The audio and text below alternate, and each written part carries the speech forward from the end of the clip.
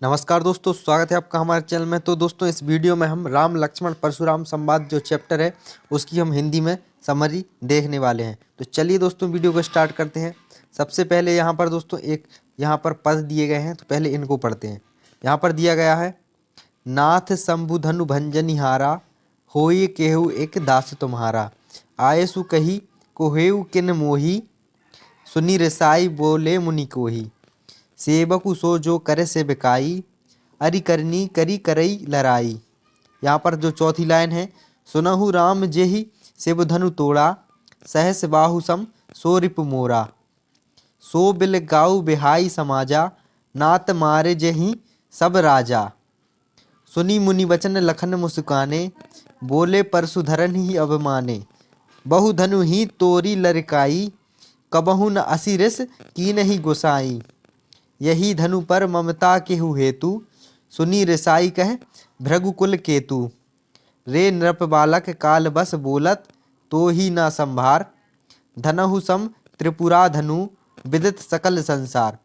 तो दोस्तों, इन लाइनों में जो यहाँ पर तुलसीदास जी हैं वह दोस्तों कह रहे हैं कि जहाँ श्री राम के द्वारा शिव धनुष को तोड़ देने पर परशुराम जी क्रोधित हो जाते हैं। परशुराम जी को इतने क्रोधित हो जाते हैं कि धनुष तोड़ने वाले को अपना शत्रु तक मान लेते हैं। तो दोस्तों, यहाँ पर जो तुलसीदास जी हैं वह उसी प्रसंग का वर्णन कर रहे हैं। तो चलिए दोस्तों, अब देखते हैं कि इन लाइनों में कहा क्या गया है। तो दोस्तों, श्री राम के द्वारा जब शिव धनुष तोड़ा गया तो परशुराम जी बहुत क्रोधित हो जाते हैं। तब उनके क्रोध को देखकर जब जनक के दरबार में सभी लोग भयभीत हो जाते हैं, तो श्री राम के आगे बढ़कर परशुराम जी से कहा कि हे नाथ, भगवान शिव जी के धनुष को तोड़ने वाला आपका कोई ही एक दास होगा। आपकी क्या आज्ञा है, आप मुझसे क्यों नहीं कहते।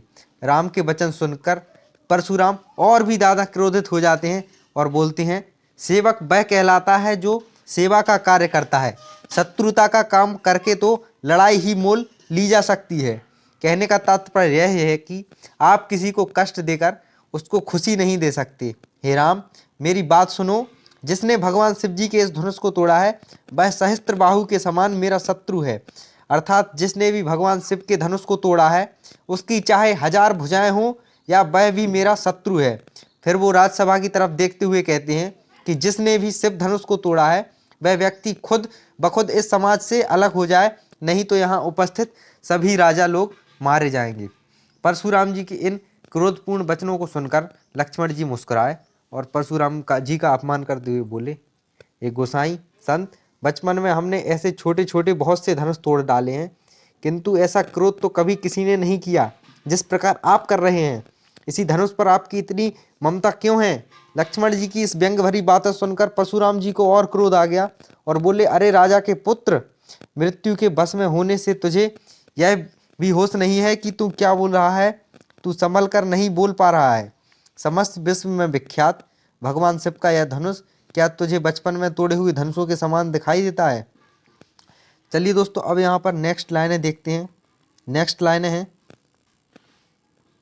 लखन कहाँ हंसी हमरे जाना, सुनहु देव सब धनुष समाना, का क्षति लाभु जून धनु तोरे, देखा राम नयन के भोरे, बोले चितय परसु की ओरा, रेसठ सुनेहु सुभोउ न मोरा, बालकु बोली बंधो नहीं कोती, केवल मुनिजन जानहि मोही, बाल ब्रह्मचारी अति कोही, विश्व विदित क्षत्रिय कुल द्रोही, भुजबल भूमि भूप के नहीं कीन्ही, विपुल बार महें देव के दीन्ही, सहस बाहु भुज छेदनिहारा, परसु बिलोकी महीप कुमारा, मातु पितहि जनि सोच बस, करसी महिष किशोर, गर्भन्न के अर्धक दलन परशु मोर, अति घोर। तो दोस्तों, इन लाइन में जो परशुराम जी कहते हैं कि परशुराम जी का जब शिव धनुष की ओर इतना प्रेम देखकर उनके टूट जाने पर अत्यधिक क्रोध होता हुआ देखकर लक्ष्मण जी हंसकर बोले, परशुराम जी से बोले कि हे देव, सुनिए, मेरी समझ के अनुसार तो सभी धनुष एक ही समान होते हैं। लक्ष्मण श्री राम की ओर देखकर बोले कि इस धनुष के टूटने के क्या लाभ हैं या क्या हानि है, यह बात मेरी समझ में नहीं आ रही है। श्री राम जी ने तो इसे केवल छुआ था, लेकिन यह धनुष तो इतने छूटे ही टूट गया। क्योंकि दोस्तों, ये जो लक्ष्मण जी बोल रहे थे कि यह धनुष उनके राम जी के छूते ही टूट गया, क्योंकि यह बहुत ही कमज़ोर था। ऐसे उन्होंने इसकी यहाँ पर एग्जाम्पल्स दिए कि वह धनुष कमज़ोर होने के कारण टूट गया। फिर इसमें श्री राम जी का क्या दोष है मुनिवर?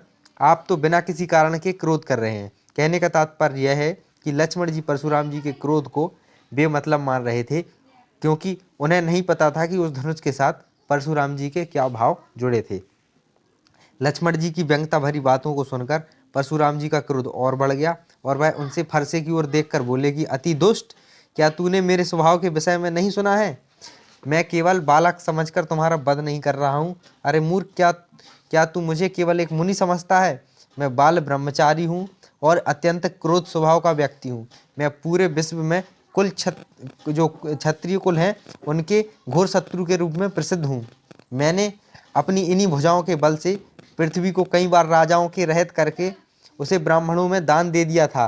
हे राजकुमार, मेरे इस फरसे को देखकर, जिसने मैंने सहस्त्रबाहु अर्थात हजारों लोगों की भुजाओं को काट डाला था, अरे राजा के बालक लक्ष्मण, तू मुझसे भिड़कर अपने माता पिता को चिंता में मत डाल, अर्थात अपनी मौत को बुलावा ना दे। मेरा फरसा बहुत भयंकर है, यह गर्भ में पल रहे बच्चों का भी नाश कर डालता है। अर्थात मेरे फर्ज की गर्जना सुनकर गर्भवती स्त्रियों का भी गर्भपात हो जाता है। कहने का तात्पर्य यह है कि परशुराम जी लक्ष्मण जी को समझाने का प्रयास कर रहे थे कि उन्हें जब क्रोध आता है तो वे बालक को भी मारने से नहीं खिंचाते हैं। अब दोस्तों नेक्स्ट लाइन देखते हैं। बेहसी लखुन बोले मृदुबानी, अहो मुनीसु महाभट मानी। पुनि पुनि मोहि देखाऊ कुठारू, चहत उड़ावन फूकी पहारू। इहाँ कुम्हड़ बतिया कोहु नाही, जे तरजनी देख मरी जाही। दीख कुठारू सरासन बाना, मैं कछु कहा सहित अभिमाना। भृगुसुत समझु जनेऊ बिलोकी, जो कछु कहूँ सहों रिस रोकी। सुर महीश्वर हरिजन अरुगाई, हमरे कुल इन्हीं पर न सुराई। बंधे पापु अपरीत करिहारे, मार तहु पा अरियुक्त तुम्हारे। कोहि कुलीस सम बचन तुम्हारा, व्यर्थ धरहु धनु बान कुठारा। जो बिलो की अनुचित कहें क्षमहु मुनिधर धीर, सुनी सरोस भृंगु वंश मनी, बोले गिरा गंभीर। अब दोस्तों जो इन लाइन है, इन लाइन में जो सूरदास जी हैं, सूरदास नहीं दोस्तों, जो तुलसीदास जी हैं, वह कह रहे हैं कि परशुराम जी के क्रोध से भरे वचनों को सुनकर लक्ष्मण जी को बहुत ही अधिक कोमल वाणी में हंसकर उनसे बोले कि हे मुनिवर, आप अपने आप को बहुत बड़ा योद्धा समझते हैं और बार बार मुझे अपना फरसा दिखाते हैं। मुझे तो ऐसा लगता है कि आप फूंक से पहाड़ उड़ाना चाहते हैं, परंतु हे मुनिवर, यहाँ पर कोई भी सीताफल या अर्थात कुम्हाड़े के छोटे फल के समान नहीं है, जो तर्जनी उंगली को देखते ही मर जाएंगे। यहाँ लक्ष्मण जी ने तर्जनी उंगली को देखते ही मर जाएं, ऐसा दोस्तों इसलिए कहा है क्योंकि परशुराम जी ने क्रोध में अपनी तर्जनी उंगली दिखाकर कहा था कि अगर वह व्यक्ति सभा से अलग नहीं हो जाता जिसने जो शिव धनुष तोड़ा है, तो वह सारे राजाओं का वध कर देंगे, यानी कि सभी राजाओं को मार देंगे। मुनि जी यहाँ पर फिर से जो लक्ष्मण जी हैं वह कहते हैं, मुनि जी, मैंने आपके हाथ में फरसा और धनुष बाण देखकर ही अभिमान पूर्वक आपसे कुछ कहा था। कहने का तात्पर्य यह है कि एक क्षत्रिय ही दूसरे क्षत्रिय से अभिमान पूर्वक कुछ कह सकता है। जनेऊ से तो आप एक भृगुवंशी ब्राह्मण जान पड़ते हैं। इन्हें देखकर ही जो कुछ भी आपने कहा उसे सहन कर अपना क्रोध रोक रहा हूँ। हमारे कुल की यह परंपरा है कि हम देवता, ब्राह्मण, भगवान के भक्त और गाय, इन सभी पर वीरता नहीं दिखाया करते, क्योंकि इन्हें मारने से पाप लगता है और इनसे हार जाने का अपकीर्ति अथवा बदनामी होता है। इसलिए आप मारें तो भी हमें आपके पैर पकड़ने चाहिए।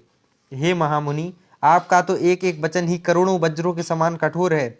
आपके व्यर्थ में ही फरसा और धनुष बाण धारण किया हुआ है। आपके धनुष बाण और फरसे को देखकर अगर मैंने कुछ अनुचित कह दिया हो तो हे मुनिवर, आप मुझे क्षमा कीजिए। लक्ष्मण ने यह व्यंग सुनकर जो भृगुवंशी परशुराम थे, क्रोध में आकर गंभीर स्वर में बोलने लगे। अब दोस्तों जो नीचे लाइन है, उन्होंने कठोर गुस्से में आकर ये बातें बोली। कौशिक सुनहु मंद यहु बालकु, कुटिलु कालबस निज कुल घालक। भानुवंश राकेश कलंकु, निपट निरंकुशु अबुधु असंकु। काल कबलू होई छन माही, कहों पुकारी खोरी मुहि नाही। तुम्हें हट कहूँ जो चहऊँ उबारा, कहीं प्रताप बलु रोसु हमारा। लखन कहेऊ मुनि सुजसु तुम्हारा, तुम ही ते अछत को बरने पारा। अपने मुँह तुम्हि आपनी करनी, बार अनेक भातु बहु बरनी। नहीं संतोषु ते पुनि कछु कोही, जसी रिस जो की दुखद दुख सहूँ। वीर व्रति तुम धीर अछोभा, गारी देत न पाबहु शोभा।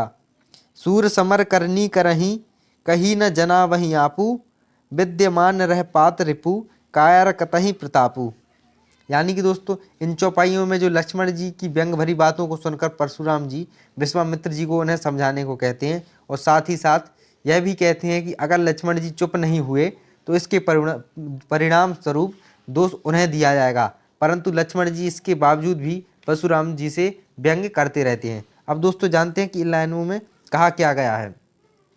लक्ष्मण जी यहाँ पर दोस्तों जो कौशिक सुनहु हैं, यहाँ पर लक्ष्मण जी से कहा गया है कि लक्ष्मण जी की व्यंग भरी बातों को सुनकर परशुराम जी को और क्रोध आ गया और वह विश्वामित्र जी से बोले, हे विश्वामित्र, यह बालक, यानी कि दोस्तों लक्ष्मण जी से वह कह रहे हैं कि यह बालक बहुत ही कुबुद्धि है और कुटिल लगता है, और यह मृत्यु को बस में होकर अपने ही कुल का घातक बन रहा है। यह सूर्यवंशी बालक चंद्रमा पर लगे हुए कलंक के समान है।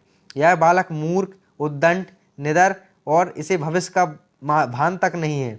अभी यह क्षण भर में काल का ग्रास हो जाएगा, अर्थात मैं क्षण भर में इसे मार डालूंगा। मैं अभी भी यह बात कह रहा हूँ, बाद में मुझे दोष मत दीजिएगा।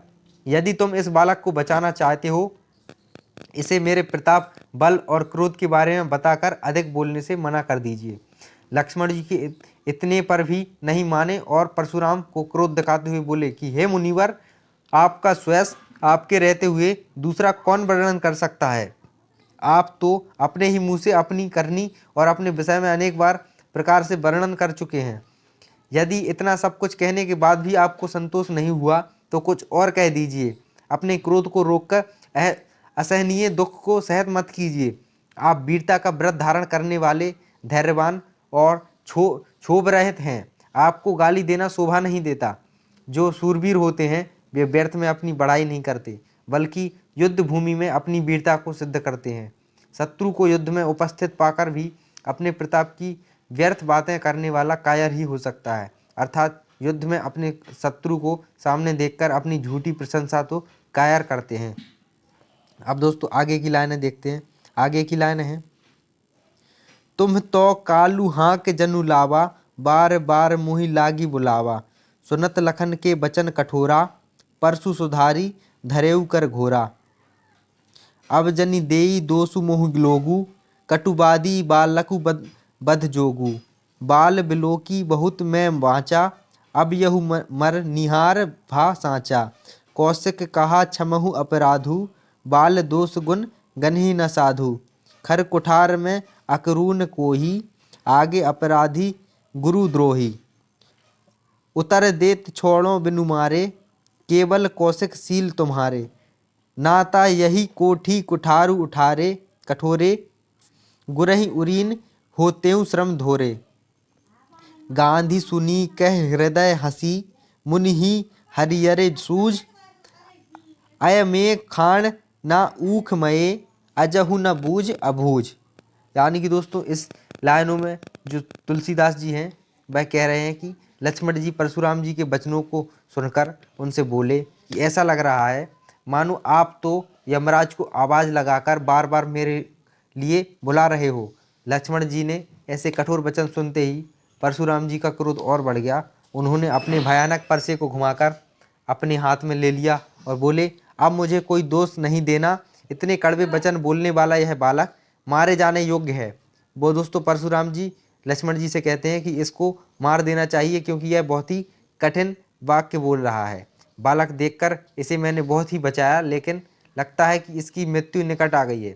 परशुराम जी को क्रोधित होते देख विश्वामित्र जी बोले, हे मुनिवर, आप इसके अपराध को क्षमा कर दीजिए, क्योंकि यह साधु लोग तो बालकों के गुण हैं, दोष की गिनती नहीं करते। तब परशुराम जी ने क्रोधित होते हुए कहा, मैं दया रहित और क्रोधी हूँ और ये मेरा दुष्ट फरसा है। मैं स्वयं दया रहित हूँ और क्रोधी हूँ, उस पर गुरुद्रोह मेरे सामने उत्तर दे रहा है, फिर भी मैं इसे बिना मारे छोड़ रहा हूँ। हे विश्वामित्र, सिर्फ तुम्हारे प्रेम के कारण, नहीं तो इसे इस कठोर फरसे से काटकर थोड़े ही परिश्रम से गुरु के ऋण से मुक्त हो जाता। परशुराम के वचन सुनकर विश्वामित्र जी ने मन ही मन में हंसकर सोचा कि मुनि परशुराम जी को हरा ही हरा सूझ रहा है, अर्थात चारों ओर विजयी होने का कारण ये राम और लक्ष्मण को साधारण क्षत्रिय ही समझ रहे हैं। मुनि अब भी नहीं समझ पा रहे हैं कि ये दोनों बालक लोहे की बनी हुई तलवारें हैं, गन्ने के रस नहीं जो मुंह में लेते ही गल जाएं। अर्थात राम लक्ष्मण सामान्य वीर ना होकर बहुत पराक्रमी योद्धा हैं। परशुराम जी अभी भी इनकी साहस, वीरता और क्षमता से अनभिज्ञ हैं। यानी कि दोस्तों वह अभी भी परशुराम जी उनका पराक्रम नहीं जान पा रहे हैं। अब दोस्तों आगे की लाइनें हैं, कहेऊ लखन मुनि सीलू तुम्हारा, को नहीं जान विदित संसारा। माता पिता ही उरीन भय नीके, गुर नीरू रहा सोचु बड़ जी के। सो जनु हमरे ही माथे काढ़ा, दिन चले गए ब्याज बड़ बाढ़ा। अब आनेऊ व्यवहरिया बोली, तुरत देहु में थैली खोली। सुनी कटु वचन कुठार सुधारा, हाय हाय सब सभा पुकारा। भृगुबर परसु देखा बहु मोही, विप्र विचारी बचौ नृप द्रोही। मिले न कुबहु सुभट रन गाढ़े, द्विज देवता घर ही के बाढ़े। अनुचित कहीं सब लोगु पुकारे, रघुपति सह नहीं लखन निवारे। लखन उतर आहुति सरिस, भृगुबर कोहू कृसानु। बढ़त देखी जल सम बचन, बलि रघुकुल भानु। यानी कि दोस्तों इस लाइनों में पर जो फिर से कह रहे हैं वो है कि परशुराम जी के क्रोध से पूर्ण वचनों को सुनकर लक्ष्मण जी ने परशुराम जी से कहा कि हे मुनि श्रेष्ठ, आपके पराक्रम को कौन नहीं जानता, वह संसार में बहुत ही प्रसिद्ध है। आपने अपने माता पिता का ऋण तो चुका ही दिया है और अपने गुरु का ऋण चुकाने की सोच रहे हैं, जिसका आपके जी पर बड़ा बोझ है, और आप यह भी बात कर रहे हैं कि मेरे माथे डालना चाहते हैं। बहुत दिन बीत गए हैं, इसलिए उस ऋण में ब्याज बहुत बढ़ गया होगा। बेहतर है कि आप किसी हिसाब करने वाले को बुला लीजिए, मैं आपका ऋण चुकाने के लिए तुरंत थैली खोल दूंगा। लक्ष्मण जी के कड़वे वचन सुनकर परशुराम जी ने अपना फरसा उठाया और लक्ष्मण जी पर आघात करने को दौड़ पड़े। सारी सभा हाय हाय पुकारने लगी। इस पर लक्ष्मण जी बोले, हे मुनिश्रेष्ठ, आप मुझे बार बार फरसा दिखा रहे हैं। हे क्षत्रिय राजाओं के शत्रु, मैं आपको ब्राह्मण समझकर बार बार बचा रहा हूँ। मुझे लगता है कि आपको कभी युद्ध के मैदान में वीर योद्धा नहीं मिले हैं। मैं ब्राह्मण देवता, आप घर में ही अपनी वीरता के कारण फूले फूले फिर रहे हैं, अर्थात अत्यधिक खुश हो रहे हैं। लक्ष्मण जी के ऐसे वचन सुनकर सभा में उपस्थित सभी लोग यह अनुचित है कहकर पुकारने लगे। यह देखकर श्री राम जी ने लक्ष्मण जी की आंखों के इशारे से रोक दिया। लक्ष्मण जी के उत्तर परशुराम जी को क्रोधाग्नि में आहुति के सदृश कार्य कर रहे थे। इस क्रोधाग्नि को बढ़ते हुए रघुवंशी सूर्य राम लक्ष्मण जी के वचनों को विपरीत जल के समान शांत करने वाले वचनों का प्रयोग करते हुए परशुराम जी से लक्ष्मण को क्षमा करने की विनती करते हैं, और लक्ष्मण जी के उत्तरों ने परशुराम जी के क्रोध रूपी अग्नि में आहुति का काम किया, जिससे उनका क्रोध अत्यधिक बढ़ गया। जब श्री राम ने देखा कि परशुराम जी का क्रोध अत्यधिक बढ़ गया है तो अग्नि को शांत करने के लिए जल की आवश्यकता होती है। उसी प्रकार राम जी ने उनकी क्रोधाग्नि को शांत करने के लिए मीठे मीठे मृदुल विचार कहे। तो दोस्तों आपको ये वीडियो कैसा लगा कमेंट करके बताइए और चैनल को सब्सक्राइब कर लीजिए। मिलते हैं आपसे नेक्स्ट वीडियो में। Thanks for watching.